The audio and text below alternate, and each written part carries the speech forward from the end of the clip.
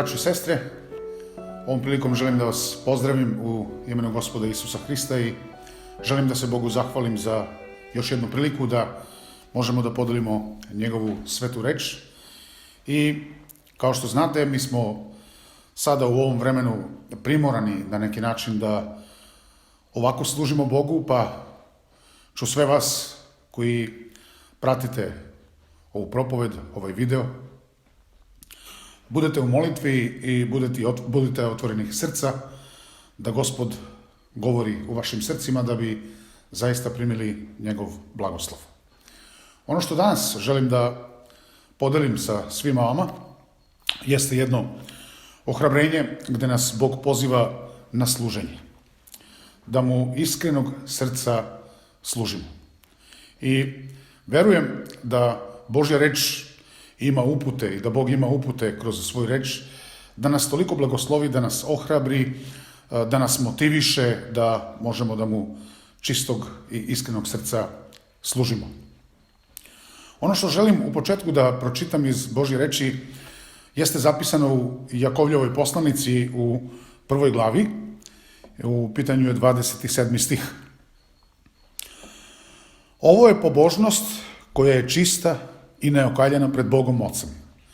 Brinuti se za siročad i udovice u njihovim nevoljama i sebe čuvati neopoganjenog od sveta. Slava Bogu da nas On poziva da kroz njegovu reč možemo da saznamo šta je to stvarno prava pobožnost. I isto tako u Rimljanima poslanici apostol Pavle nas hrabri da mi jesmo jedno telo i da u tom telu smo svi po jedan ud. Tako da ću isto tako iz Rimljanima poslanice pročitati ohrabrenje ili poziv na služenje iz 12. glave od 4. do 13. stiha. Haleluja. Jer kao što u jednom telu imamo mnogo udova, a svi udovi nemaju istu ulogu, tako smo i mi mnogi jedno telo u Hristu, a jedan drugom udovi. A u skladu sa milošću koja nam je data, imamo različite darove. Ako je nečiji dar prorokovanje, neka bude srazmerno veri. Ako je služenje, neka služi. Ako je poučavanje, neka poučava. Ako je tešenje, neka teši. Ako je davanja, neka daje od srca. Ako je upravljanje, neka bude revnostan. Ako je pokazivanje milosrđa, neka to čini sa radošću. Ljubav neka bude nelicemerna. Gnušajte se zla, držite se dobra. Volite jedan drugog bratskom ljubavlju, poštujte jedan drugoga više nego sebe. U revnosti ne posustajte, u duhu budite puni žara. Gospodu služite. U nadi budite radosni, u nevolji strpljivi, u molitvi istrajni. Delite sa svetima koji su u oskudici, budite gostoljubivi. Amen. Aleluja. I ovi stihovi koji su pročitani, kao što smo pročitali iz Jakovljeve poslanice, gde Jakov govori o pobožnosti, šta je u suštini prava pobožnost, i isto tako uput ili ohrabrenje koji imamo iz Rimljanima poslanice ili motivaciju koju nam daje Gospod kroz ovu poslanicu, jeste da Gospodu iskrenog srca služimo. Jedan brat je izjavio ovako: služenje drugima za mene ne dolazi prirodno. Ja sam sebična osoba. Volim da sve bude po mojoj volji. To nije nešto sa čime se ponosim, ali je istina. I ovdje se postavlja pitanje za mene i za tebe. Da li je sebičnost u tebi i u meni? Da li priznaješ da postoji ta grešna priroda koja u suštini poziva da razmišljaš samo o sebi? Da si ti na mestu broj 1. Interesantno, nismo jedini. Ili ja nisam jedini. Svi smo pomalo sebični. Kako ko? Po prirodi smo sebične osobe, to je naša priroda. Samo trebamo da razmišljamo. Ne moramo učiti dete da bude sebično. Ono je sebično samo po sebi. Prema Isusovim rečima, život se ne radi samo o nama. Ipak, sve u našem društvu, uključujući i sitnice, pokušava da nam govori da sve treba biti po našoj volji i da sve treba da bude po nama. Jedan od najbržih načina da zaboravimo na Boga jeste da budemo konzumirani samim sobom. Isus je uputio prilično direktne reči onima koji su hteli da ga slede.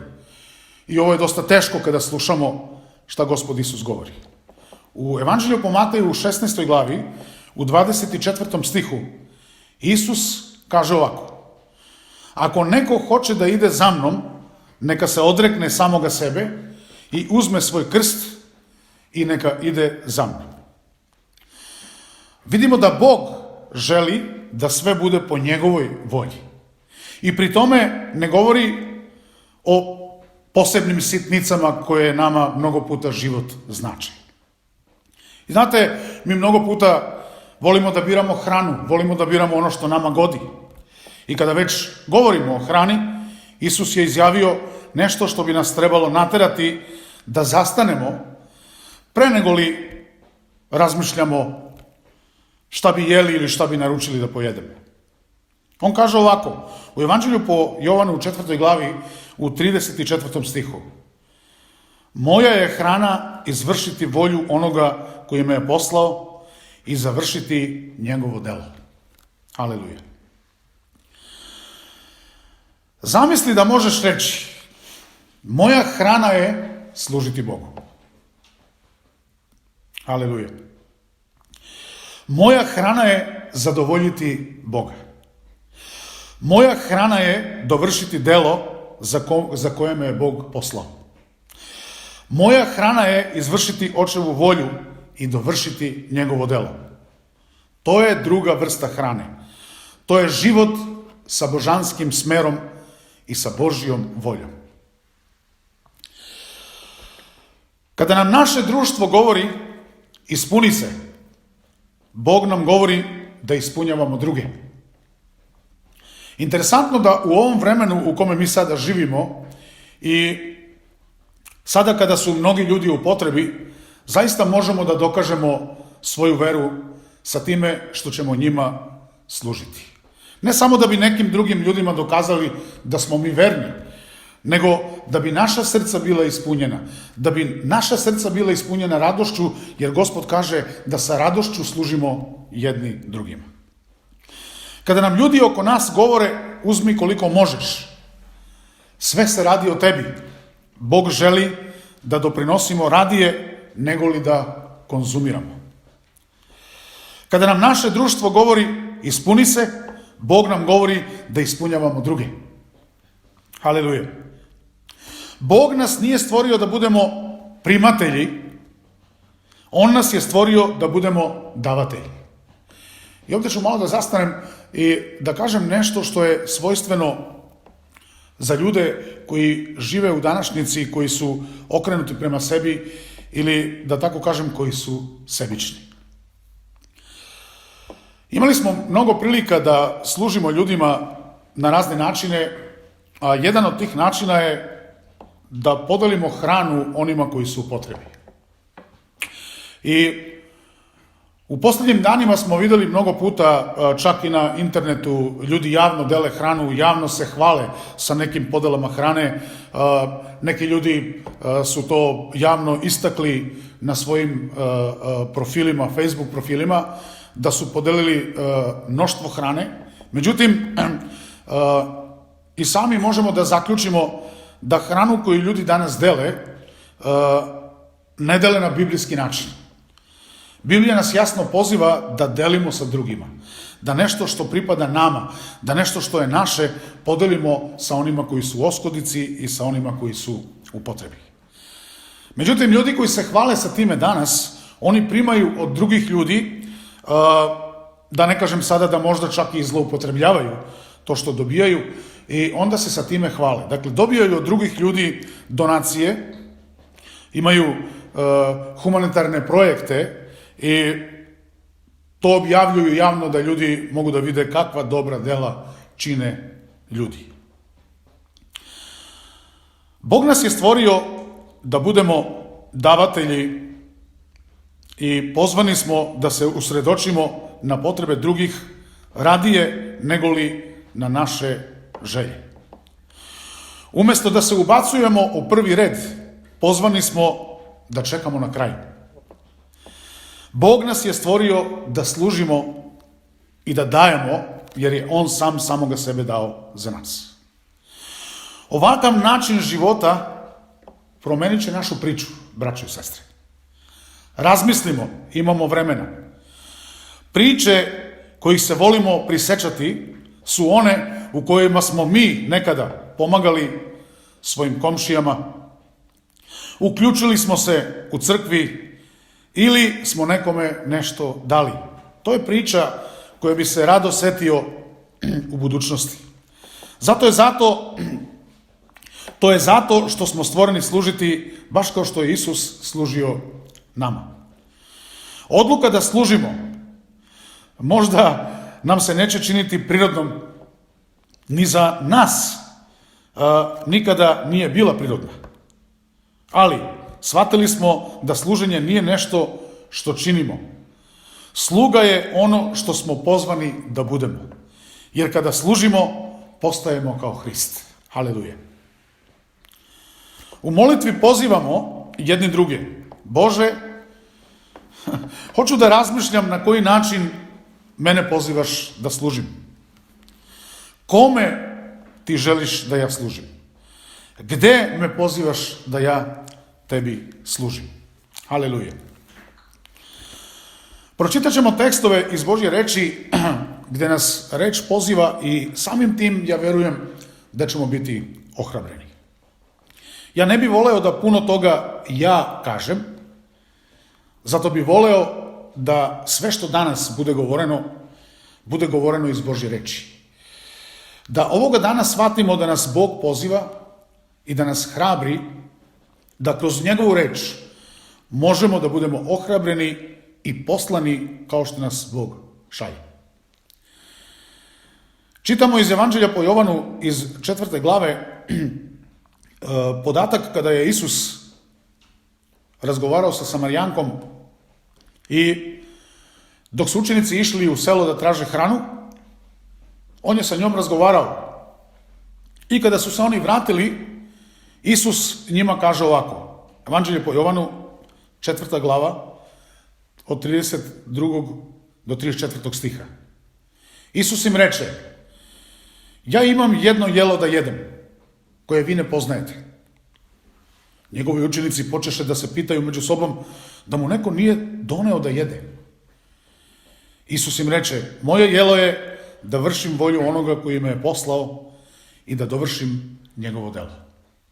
Haleluja. Vrlo interesantno, učenici nisu mogli da razumeju o čemu ovde Isus govori. Ali mi danas znamo da ono što je Isus uradio, na koji način je on vršio volju Božju, da i mi danas apsolutno možemo na isti takav način da vršimo volju Božju. Da drugim ljudima služimo da bi Bog bio proslavljen. Haleluja.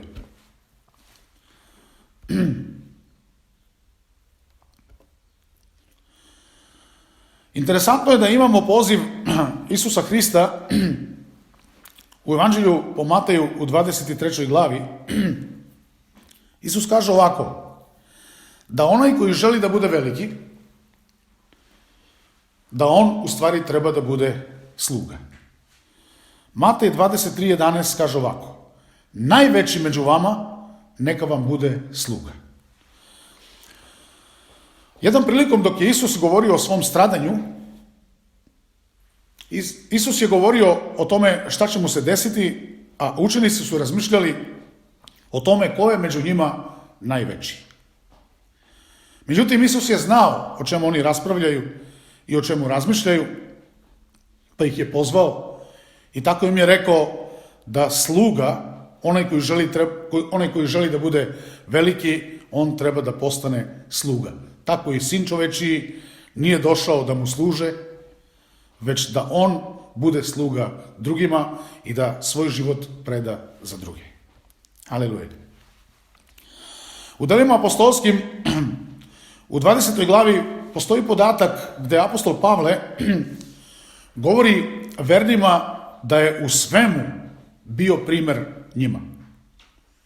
I on kaže ovako: u svemu sam vam dao primer da se tako treba truditi i starati se za nemoćne, sećajući se reči Gospoda Isusa: blaženije je davati nego primati. Braćo i sestre, ono što ja srcem verujem i već godinama propovedam, i ove stihove sam uzeo i stavio ih u svoje srce. I kada god se pojavila neka sebičnost u mom srcu da bi nešto zadržao za sebe, ili kada bi mi došle misli da nekome nešto trebam da pomognem, došao bi neprijatelj koji bi pokušao kroz moju grešnu prirodu da me zaustavi da ne činim Božje delo. Ali kada god sam uzeo Božju reč i sam sebe ohrabrio Božjom rečju, i kada god sam stao da molim Boga i da Bogu kažem: Gospode, ja odlučujem da dajem, zato što je blaženije da dajem nego da primam.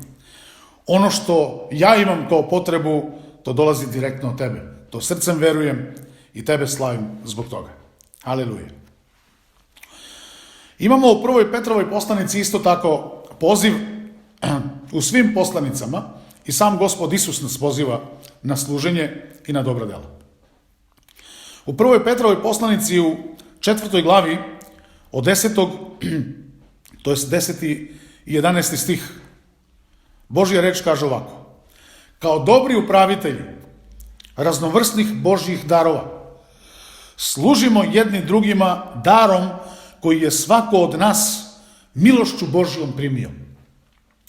Ko propoveda, neka to čini kao da propoveda same reči Božije. Ko služi, neka to čini snagom koju daje Bog, tako da se u svemu proslavi Bog kroz Isusa Hrista. Njemu pripada slava i sila od sad i do veka. Amin. Slavimo našeg Boga. Pročitat ćemo još stihova iz Galatima poslanice iz 5. glave. Apostol Pavle poziva braću i sestre, ja sam izabrao da ovo bude zaista ohrabrenje i želim da ohrabrim svakog od vas da uzmete Božju reč i da zaista je tvorite u svojim životima da bi zaista bili blagoslovljeni. Braćo, pozvani ste da živite u slobodi, ali ne dozvolite da vaša sloboda bude izgovor da udovoljavate svojoj grešnoj prirodi, nego ljubavlju služite jedni drugima. Jer sam zakon nalazi svoje ispunjenje u jednoj jedinoj zapovesti: voli bližnjega svoga kao samoga sebe. Amin. Haleluja. Braćo i sestre, ovo je kratka reč koju sam pripremio da podelim sa vama i verujem da Gospod hoće da se proslavi. Jer kada služimo drugima, služimo samom Hristu. I tekst koji nalazimo, to su u stvari Hristove reči u Evanđelju po Mateju, gde Isus govori da kada Sin čovečiji dođe i sedne na svoj slavni presto, da će on odvojiti verne i neverne, odvojiti ljude koji su mu verovali, koji su mu služili, ljude koji mu nisu verovali i nisu služili, kao što pastir razdvaja ovce od jaraca. I onda će naravno reći: dođite vi, blagosloveni moga Oca, sa moje desne strane i nasledite život koji je za vas pripremljen još pre postanka sveta.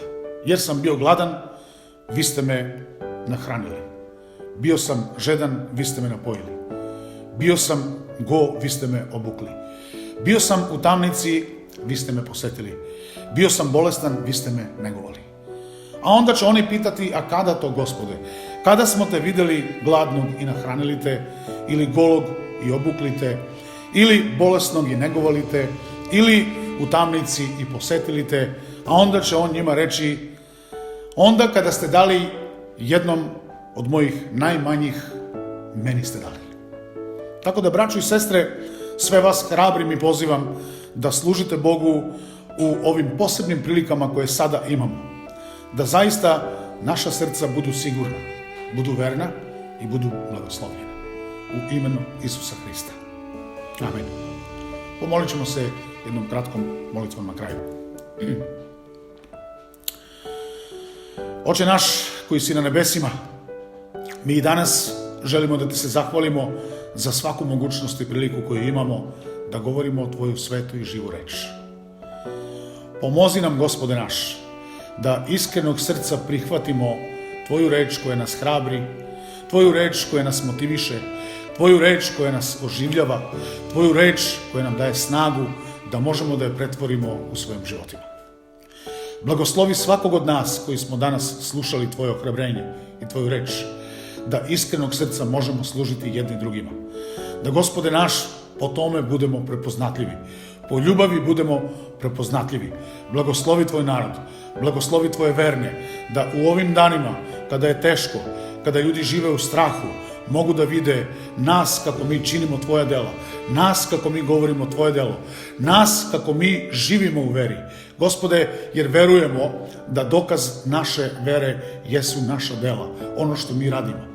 Zato molimo tebe, živoga Boga, da nas blagosloviš, da ovo uzmemo zaista celim srcem svojim, stavimo u svojim životima i primenjujemo u svojim životima za naš blagoslov, a za slavu tvog svetog imena, kroz tvoga Sina Isusa Hrista. Mi ti se molimo i zahvaljujemo ti se, Oče nebeski. Amen.